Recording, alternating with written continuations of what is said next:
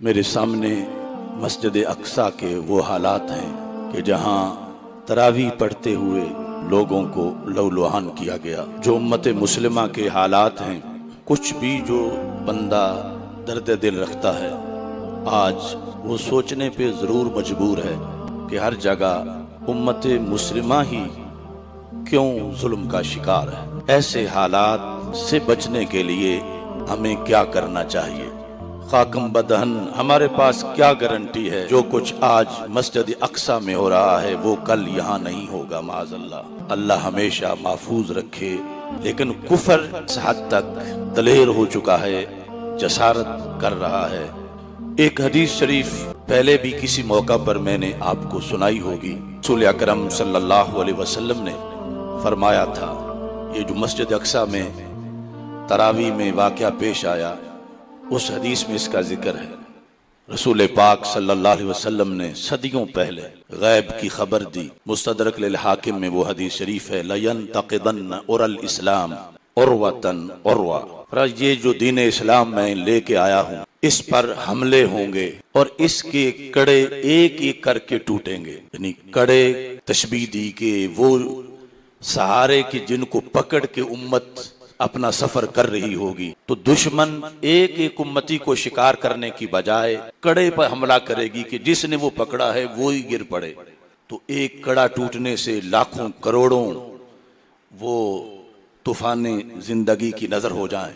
तो रसूल पाक सल्लल्लाहु अलैहि वसल्लम ने बड़ी मेहरबानी फरमाते हुए ये निशानदेही की, बजाय इसके कि तुम हर कड़े की तरफ पहरा देने के लिए निकलो, मैं तुम्हें एक जगह बताता हूं, उस जगह इकट्ठे होकर पहरा दो तो पीछे जितने कड़े हैं सब महफूज हो जाएंगे।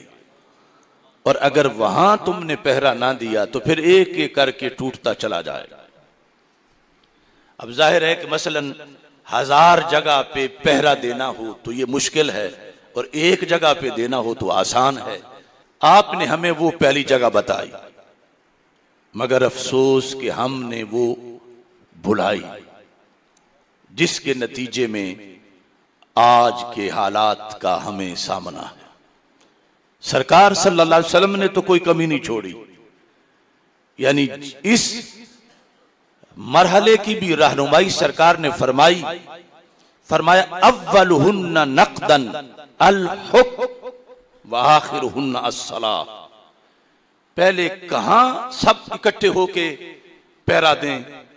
क्या नमाज महफूज करें? क्या रोजा महफूज करें? क्या हज महफूज करें?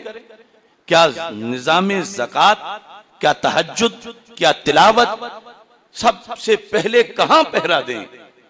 मेरे आका सल्लल्लाहु अलैहि वसल्लम ने फरमाया अव्वलुहुन्ना नक़दन अल हुक्म, सबसे पहले हुकूमत इस्लामी पे पहरा दें।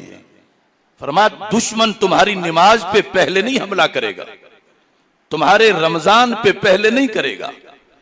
अव्वलुहुन्ना नक़दन अल हुक्म, सबसे पहले दुश्मन इक़्तिदार तुमसे छीनेगा।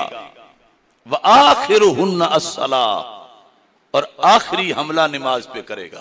फलस्तीन की सरजमीन पे हुक्म छीना गया, नमाज तक हमला पहुंच गया। हम अभी जहां मौजूद हैं नमाज पे हमला नहीं, अल्लाह का फजल है, लेकिन हुक्म यहां भी छीना गया। हुकूमत कुरान और सुन्नत की हो तो फिर नमाज बचती है, फिर रोजा भी बचता है। अब छत सलामत है, नीचे कोई तिलावत करे वो भी महफूज है बारिश से, धूप से, कोई नफल पढ़े वो भी महफूज है, कोई तकरीर करे वो भी महफूज है, और छत ही ना हो तो फिर हर एक के लिए अपनी अपनी हिफाजत की जरूरत है। तो मेरे आका सल्लल्लाहु अलैहि वसल्लम ने फरमाया मैं एक निजाम हुकूमत लेके आया हूं, सबसे पहले मेरी उम्मत तुमने इस मेरे निजाम मुस्तफा सल्लल्लाहु अलैहि वसल्लम पे पहरा देना है। अगर तुमने इसको दुनियादारी समझा तो फिर दीन पीछे महफूज नहीं रहेगा। सबसे पहले तुमसे नमाज नहीं छीनेंगे कि सजदे पे पाबंदी लगा दें, कि सहरी पे पाबंदी लगा दें, पहले निजाम छीनेंगे। और फिर चलते चलते नमाज भी मुश्किल हो जाएगी। सरकार के लफ्ज देखो और बैतुल मुकद्दस के हालात देखो। सबसे पहले इक्तिदार और हुकूमत उस खास एरिए से यहूद ने छीना और अब उन्हें हमारी नमाज भी रास नहीं आ रही, अब मुसलमान का सजदा भी रास नहीं आ रहा, अब उसके लिए यह भी पसंद नहीं कि ये मिलके हजारों तरावी क्यों पढ़ते हैं।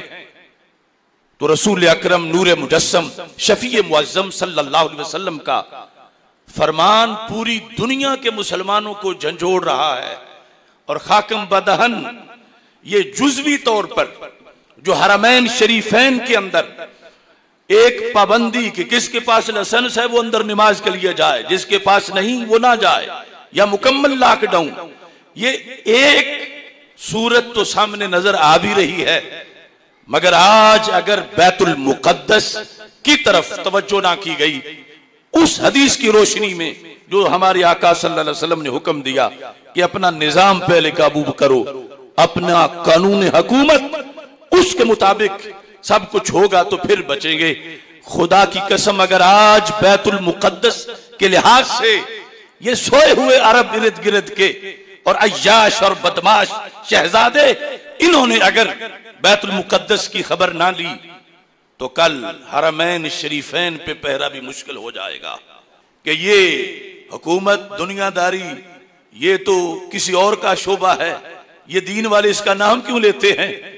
सरकार ने फरमाया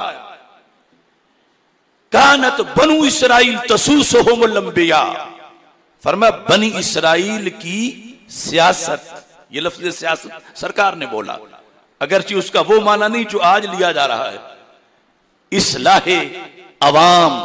फरमाया ये सारा काम नबी करते थे, गैरों ने ये फलसफा बनाया कि ये जो निजाम चलाने वाली सीट है ये दुनियादारी है, ये वो गैरों को दे दो।